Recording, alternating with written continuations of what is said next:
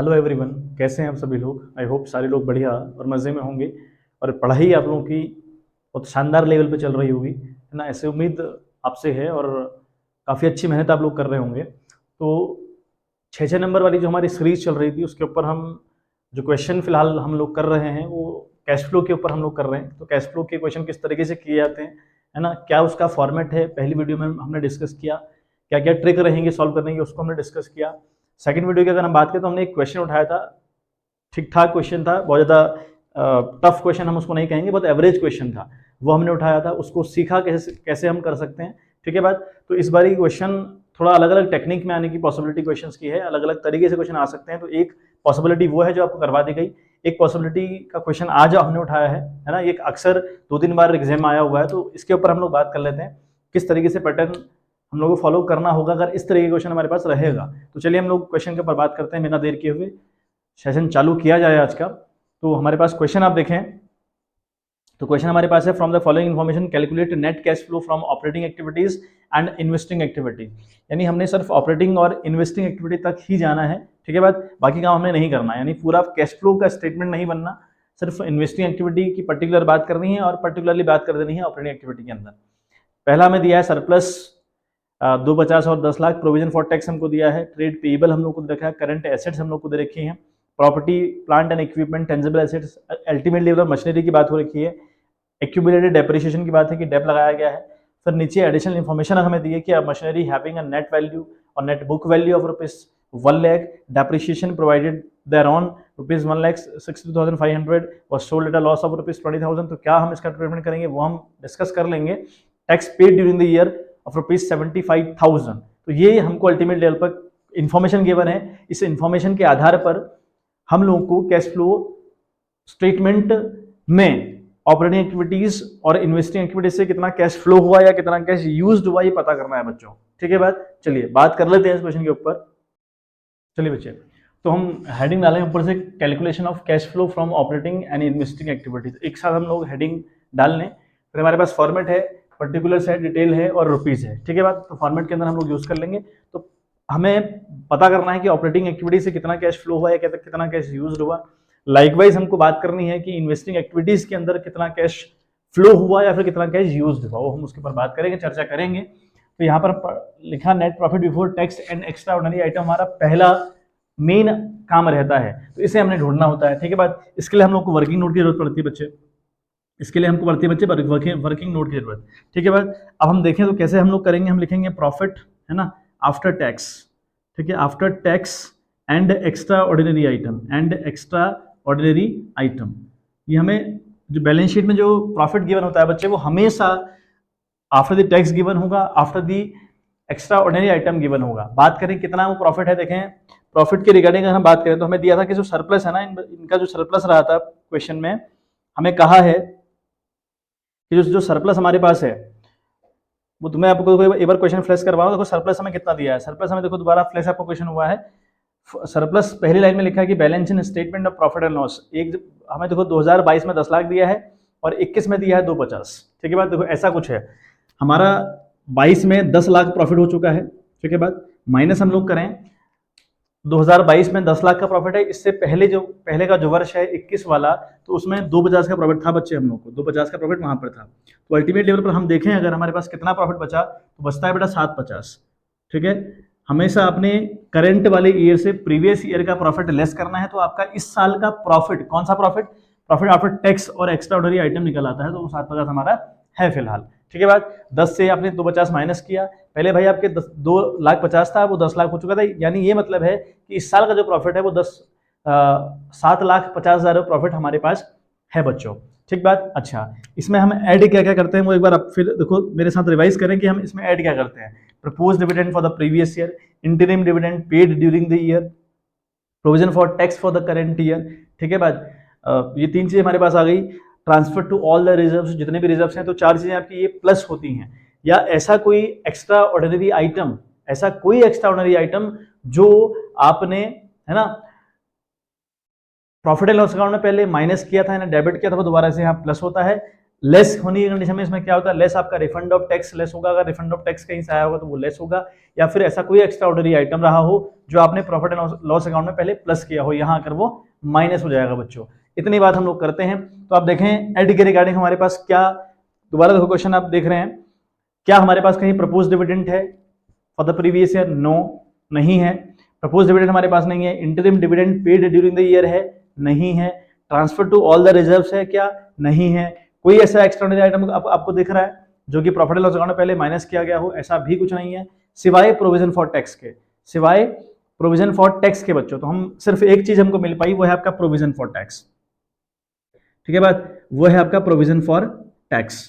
तो provision for tax अगर हम देखें, प्रोविजन फॉर टैक्स की बात अगर हम करें तो प्रोविजन फॉर टैक्स में देखें आप इसे आपने कैसे डील करना है। तो प्रोविजन फॉर टैक्स आपका देखो 75,000 रुपये दिया है 2022 का, ठीक है, 75,000 रुपये दिया है 2022 का, और 75,000 रुपये दिया है बच्चे 2021 का। एक बात आप याद रखें, उसके बाद आप जाएं एडिशनल इन्फॉर्मेशन के पास, तो जो एडिशनल इन्फॉर्मेशन है वहां पे एक एडजस्टमेंट में है, वहां पे लिखा है कि tax paid during the year, वहां पे लिखा है tax paid during the year, है ना, वहां पे लिखा है tax paid during the year. ये एक बार आपको मैं दोबारा फ्लैश करवा रहा हूँ, देखो क्वेश्चन है ना बेटे, देखो 22 में कितना दिया, देखो दिख रहा है आपको 75 दिया है, 21 वाले वर्ष में भी 75,000 रुपये है, फिर नीचे लिखा है कि tax paid during the year ₹75,000, यहाँ भी आपका 75,000 दिया हुआ है बच्चे।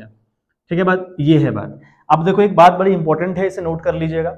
मैंने आपको परसों वाली जो वीडियो हमारी आई थी, उस वीडियो में आपको मैंने बताया था कि अगर किसी पर्टिकुलर चीज की इंफॉर्मेशन बैलेंस शीट के अंदर गिवन हो और उसी बात से रिलेटेड कोई इंफॉर्मेशन बाहर गिवन हो, तो कैश फ्लो स्टेटमेंट बनाते वक्त उस पर्टिकुलर चीज का आपको अकाउंट खोलना होता है। ठीक बात, यहां भी देखो आप अगर बात देखें तो बैलेंस शीट के अंदर 75,000 आपको गिवन है, ठीक है, यहाँ भी 75 गिवन है, मतलब 22 वाले के रिगार्डिंग गिवन है, 21 वाले के रिगार्डिंग गिवन है, अल्टीमेट लेवल पर प्रोविजन फॉर टैक्स गिवन है हम लोग को, है ना, प्रोविजन फॉर टैक्स गिवन है अंदर, इसी से रिलेटेड इन्फॉर्मेशन बाहर हमको गिवन है। अब हम कंफ्यूज हो गए भाई। अब देखो सिंपल ट्रीटमेंट क्या रहता है, मैं आपको एक बार ट्रीटमेंट बता दूं, ट्रीटमेंट होता क्या है।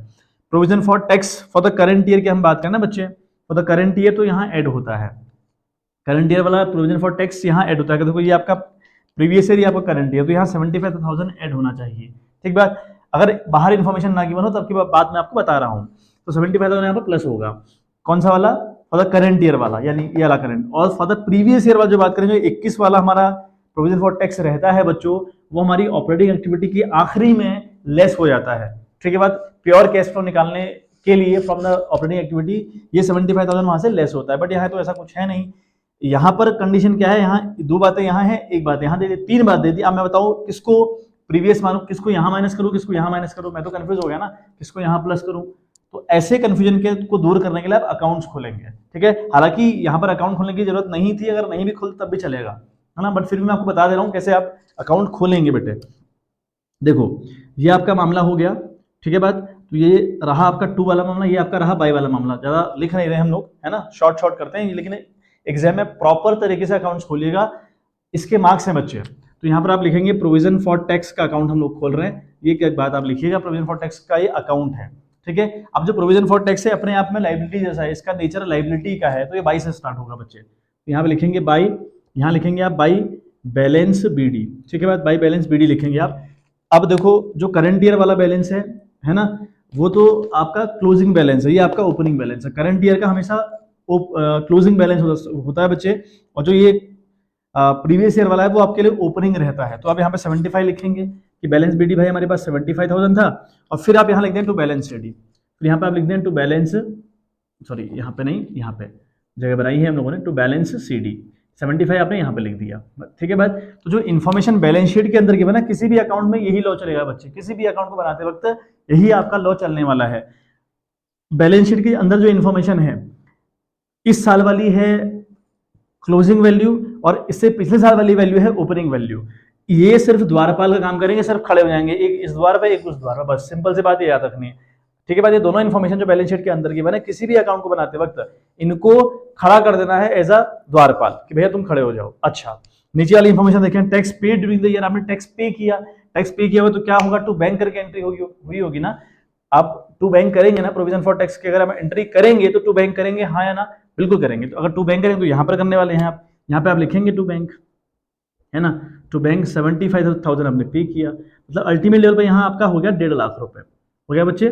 75 ये 1.5 लाख रुपए हो गया, तो यहाँ तो मैच कर नहीं रहा, तो आप 75 यहाँ भी लिखेंगे मैच करने के, सो दैट कि अकाउंट आपका मैच हो जाए, है ना। अब यहाँ भी 75 लिखेंगे, लेकिन इसके आगे लिखेंगे क्या आप लिखेंगे by statement of P&L account, है ना। यहाँ पर आप लिखेंगे by statement of P&L account. अब ट्रीटमेंट सुने, ये जो 75,000 रुपये है ना बेटा, ये आपका है provision for tax for the current year, है ना। यहाँ पर मैंने कहा ना, यहाँ पर वैल्यू सारी सेम है ना, तो इसलिए सारा मामला सेम आ रहा है, लेकिन कई बार वैल्यूज अलग आती हैं, बिल्कुल डिफरेंट आती हैं। ऐसे क्वेश्चन हम उठाएंगे एक बारी, और ऐसे क्वेश्चन बिल्कुल रहेंगे आपके एग्जाम में, और ऐसे क्वेश्चन आपको डोंट वरी, आपको सारे क्वेश्चन करवाए जाएंगे, ठीक है। तो ये जो 75,000 है, ये जो यहाँ पर आपका by statement of profit and loss के तौर पर आपने लिखा, ये provision for tax for the current year है, यानी ये जो हम बना रहे हैं ना provision for tax for the current year, अपना वर्किंग नोट हम लोग बना रहे हैं, 75,000 वहां प्लस करने वाले हैं।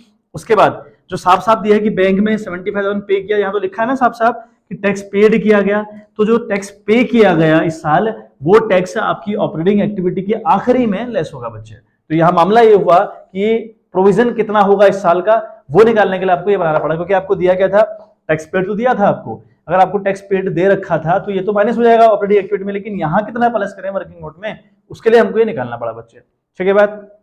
आई होप ये सिंपल सी बात क्लियर भी होगी, है ना। क्वेश्चन बहुत छोटा है बच्चे, ये क्वेश्चन बहुत लग रहा है कि बहुत छोटा है क्वेश्चन देखने में, लेकिन थोड़ा लेंदी रहेगी बेटा वीडियो, क्योंकि फ्लैश फ्लो को समझाने में काफी टाइम लगता है ना। और मेरे पास फिर स्मार्ट बोर्ड है नहीं कि भाई आप स्मार्ट बोर्ड में आप क्वेश्चन आपको फ्लैश करवा दिया जाता, साथ साथ क्वेश्चन चलता, तो काफी कॉम्प्लिकेशन रहती हैं वीडियोस बनाते वक्त।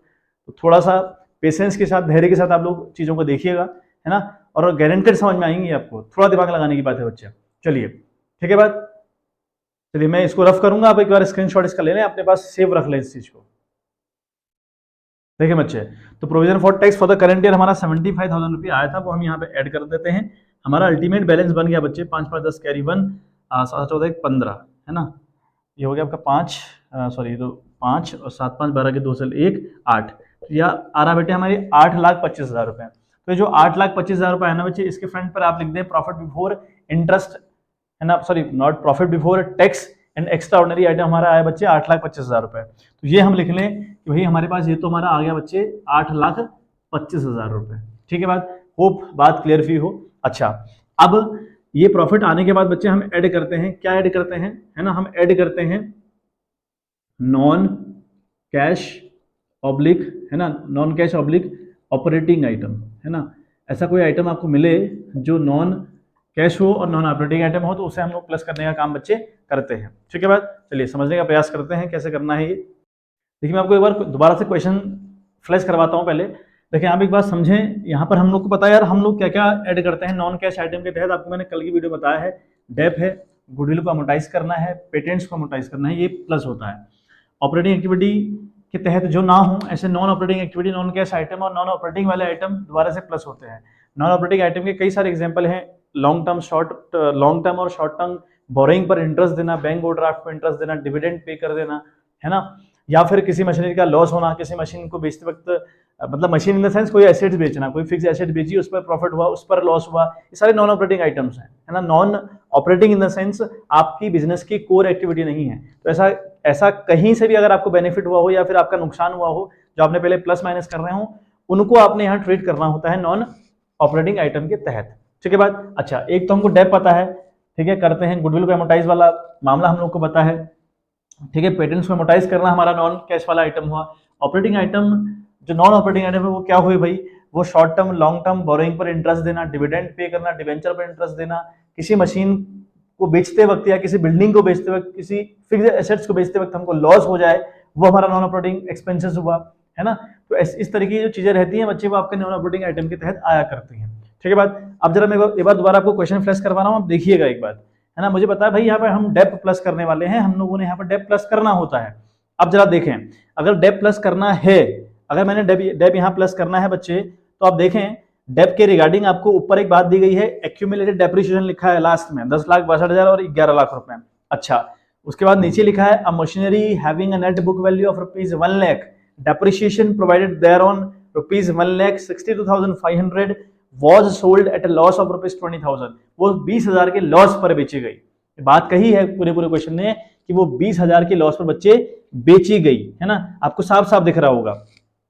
लेकिन अब आप एक बात देखें, डेप्थ की इंफॉर्मेशन ऊपर भी है नीचे भी है ना। जो डेप्थ के रिगार्डिंग बच्चे इंफॉर्मेशन है ऊपर भी है नीचे भी है। अब ऊपर जो बात करी है प्रॉपर्टी के रिगार्डिंग, जहां मशीन की बात हुई है अल्टीमेट लेवल पर, वहां मशीन की बात हो रही है 21,25,000, 23,30,000। उसी मशीन की बात नीचे भी कर दी। तो आपको ये बात देखते ही समझ में आनी चाहिए कि भाई मशीन की इंफॉर्मेशन बैलेंस शीट के अंदर भी है बाहर भी है, तो मशीनरी का अकाउंट खुलेगा। दूसरी बात, डेप की इंफॉर्मेशन अंदर भी है, दिखा है एक जगह एक्यूमुलेटेड डेप्रिसिएशन लिखा, डेप अंदर भी डेप दे रखा है बाहर भी डेप लगा रखा है 1,62,500। तो मुझे ये समझ में आना चाहिए कि इन दोनों का मुझे बच्चे अकाउंट खोलना पड़ेगा एट एनी कॉस्ट। ठीक है बात, तभी अगर ये क्वेश्चन सॉल्व हो सकता है। तो ये बातें बहुत ध्यान देने योग्य हैं कि किन किन चीजों का आपने अकाउंट खोलना है। ठीक है बात, चलिए देखिए बच्चे, अब एक बात समझें आप, मशीनरी के रिगार्डिंग इंफॉर्मेशन ऊपर भी नीचे भी, डेप्रिसिएशन के रिगार्डिंग इंफॉर्मेशन ऊपर भी नीचे भी, तो मुझे समझ में आ गया कि भैया इन दोनों का तो अकाउंट खुलेगा। ठीक बात। अच्छा, मशीन का अकाउंट क्यों खोल रहे हैं? मशीन की जो वैल्यू है ना बेटा, इस साल वैल्यू है 23,30,000 रुपए और पहले वैल्यू थी 21,25,000 रुपए। ऐसा क्वेश्चन में गिवन है ना।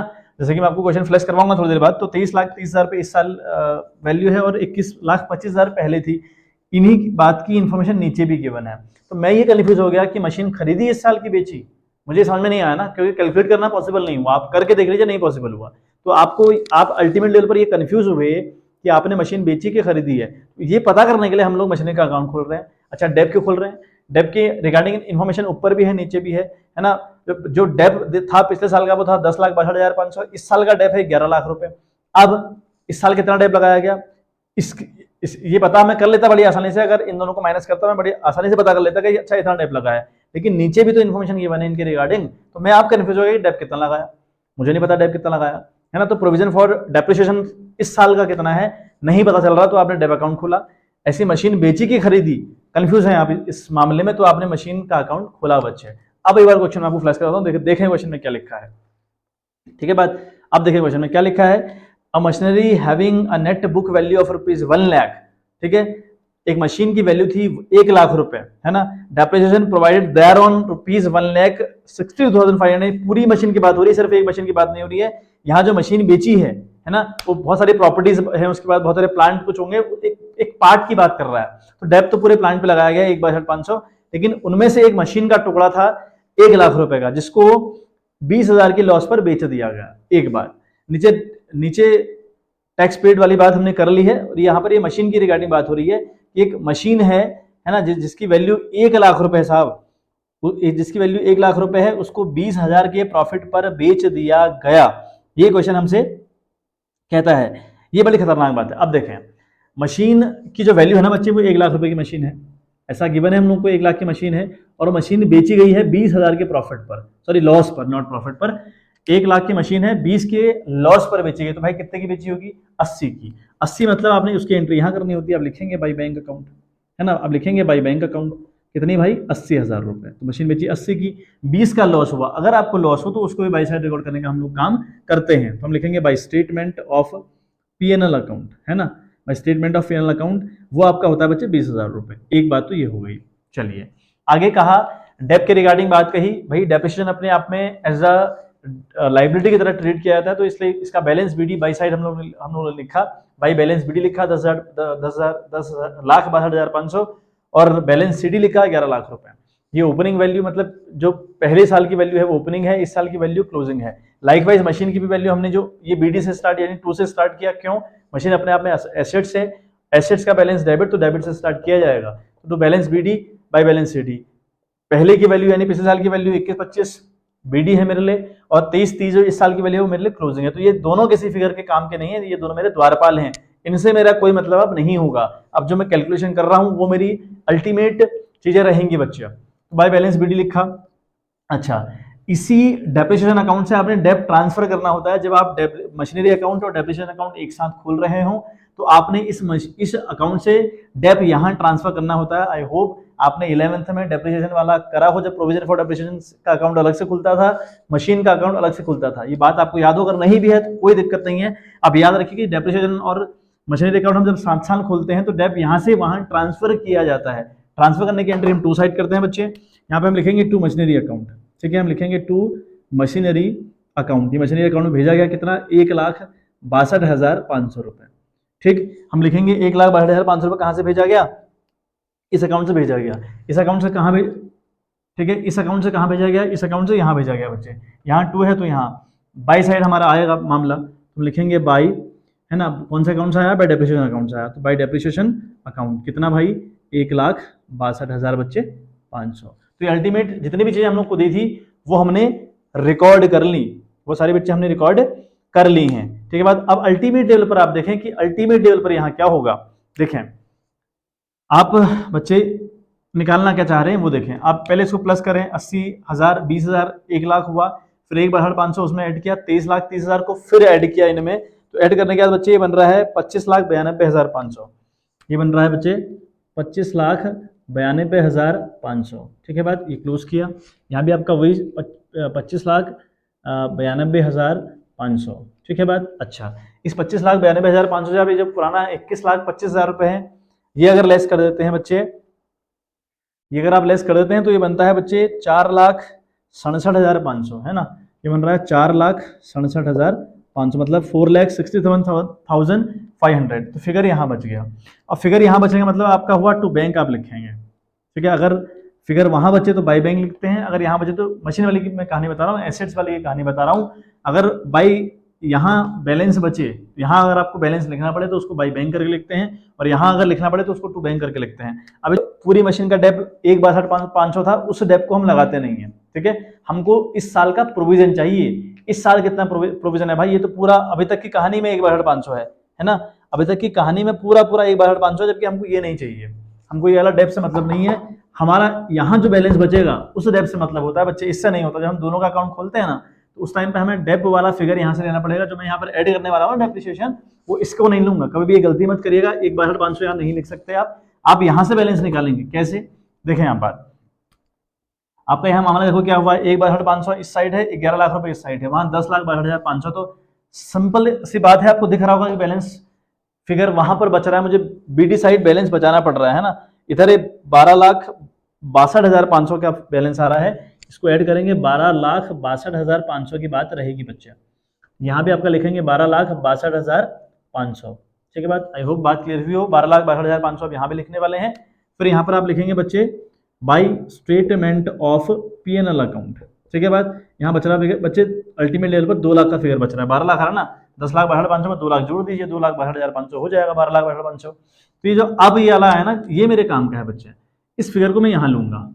ठीक है, तो डेप के तौर पर हम यहाँ 2 लाख रुपए बच्चे लिखने वाले हैं कि भैया हमारा जो डेप है ना इस साल का वो 2 लाख रुपए है। ठीक है बात, आई होप मुद्दा क्लियर हुआ हो। बहुत इंपॉर्टेंट बात थी, बहुत इंपॉर्टेंट चीजें थी, है ना। मैं सिर्फ थोड़ी देर में रफ करने की जरूरत पड़ेगी, तो आपको अल्टीमेट लेवल पर याद रखना है आप ये वाला फिगर, कि जब हम इन्वेस्टिंग एक्टिविटी करेंगे वहां पर हम दिखाएंगे कि मशीन बेचने के थ्रू हम लोग को 4,67,500 रुपये आए हैं। ये बात भी आपको उस टाइम पे याद रखनी पड़ेगी बच्चे। अब तो क्वेश्चन बड़ा इजी हो गया, अब तो कुछ करना ही नहीं है क्वेश्चन में, सारा तामझाम तो हमने उन्हें कर लिया है, अल्टीमेट लेवल पर सारा काम हम लोग कर चुके हैं।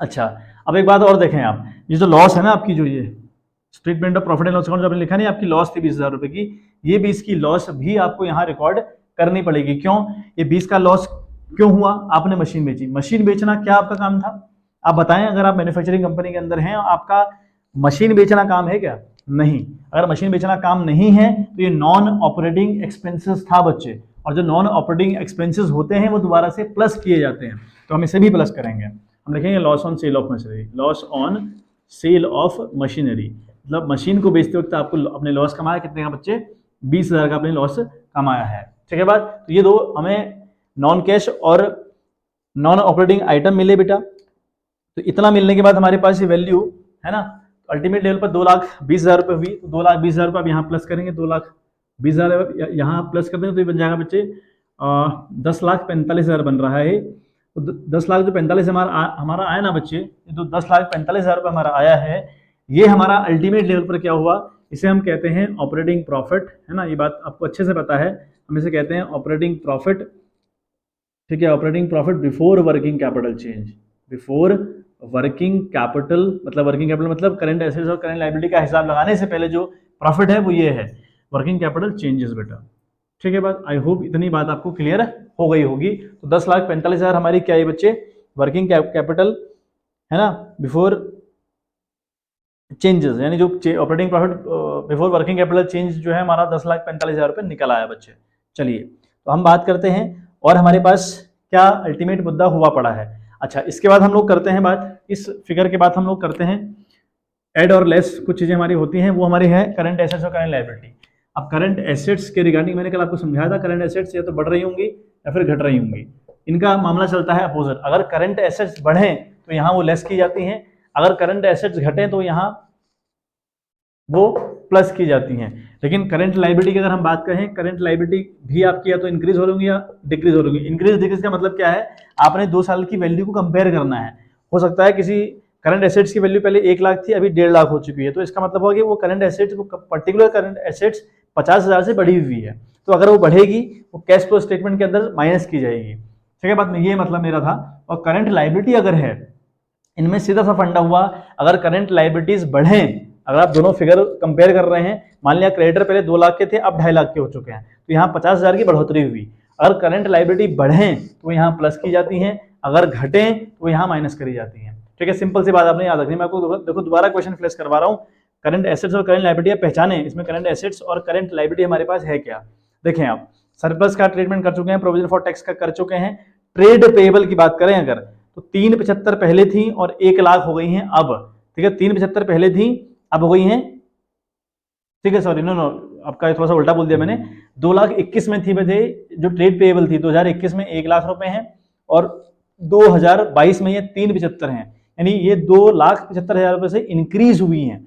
अगर ये इंक्रीज हुई है ना बेटा, अगर ये इंक्रीज हुई है 275 से, तो बेटा ये वाला फिगर तो प्लस होगा, ये वाला फिगर तो प्लस होगा, क्योंकि जब करंट लायबिलिटीज बढ़ती हैं तो वो प्लस करी जाती हैं। आई होप बात क्लियर हो रही होगी। पहले थी 375, अब है, सॉरी पहले 1 लाख थी, नॉट 375, अब है 1,21,000 में थी और अब है 375, है ना। मतलब ऐसा कुछ देखिए, है ना, पहले वो 1 लाख की थी, वो 1 लाख की लाइबिलिटी थी, अब हो गई है 375 की, तो भाई बढ़ गई है ना लाइबिलिटी, 275 की लाइबिलिटी बढ़ गई है। अगर लाइबिलिटी बढ़े तो आप यहाँ उसको प्लस करते हैं, तो यहाँ लिखेंगे आप इंक्रीज, है ना, यहाँ लिखेंगे इंक्रीज इन, ठीक है, ट्रेड पेएबल, है ना, इंक्रीज इन ट्रेड पेएबल। तो कितनी है भैया, वो आपकी है 375, सॉरी 275, है ना, वो आपके बढ़ जाएंगी 275 से, तो इसको अंदर ही लिख लें आप लोग। अल्टीमेट लेवल पर हम इसका हिसाब किताब फिर यहाँ बाहर करने का काम करेंगे। 275 बेटा ये तो आपका प्लस हो रहा है फिगर। अब देखें आप करंट एसेट्स का रिगार्डिंग देखें, उसमें ट्रेड रिसीवेबल और इन्वेंट्री इंक्लूड है। तो वो पहले तो थी 11,50,000 रुपए की, अब हो गई है 13 लाख रुपए की। पहले थी वो 11,50 की, अब हो गई है 13 लाख रुपए की, यानी ये बढ़ गई है ना, ये बेटा बढ़ गई है। कितने से, 1,50 से बढ़ गई है ना, मतलब 11,50 पहले थी, अब हो गई है 13 लाख, यानी 1,50 से बढ़ोतरी हुई है। अगर करंट एसेट बढ़े तो उसे लेस करा जाता है, उसको लेस किया जाता है बच्चे। जब आप लिख देंगे लेस होगा, ये वाला फिगर आपका लेस होगा। क्या लिखेंगे आप, सेम बात लिखेंगे आप, इंक्रीज इन करंट एसेट लिखेंगे, क्योंकि करंट एसेट बहुत सारी चीजें हैं, तो मतलब बहुत सारी चीजें इसमें, इस क्वेश्चन में, हाँ करंट एसेट्स लिखें आप, तो वो 1,50 की बढ़ोतरी हुई थी, तो ये बेटा लेस हो रहा है। तो अल्टीमेट लेवल पे इसको ब्रैकेट में लिखेंगे आप, और यहाँ पर आपका अल्टीमेट आएगा बच्चे, ठीक है, 5,000 और 7 से 5 गया तो 2 आया, 2 से गया तो 1,25,000 बच्चे आपका अल्टीमेट लेवल पर यहाँ पर आता है। ठीक है, 1,25 आपका अल्टीमेट लेवल पर यहाँ बच्चे आ रहा है। ठीक है, बात आई होप बात क्लियर हो रही होगी आपको। ठीक है, चलिए, तो मुझे थोड़ा नीचे का फिगर अभी रफ करना पड़ेगा, तो एक बार आप स्क्रीनशॉट अगर लेना चाहें तो मशीनरी अकाउंट का तो आप ले सकते हैं बच्चे।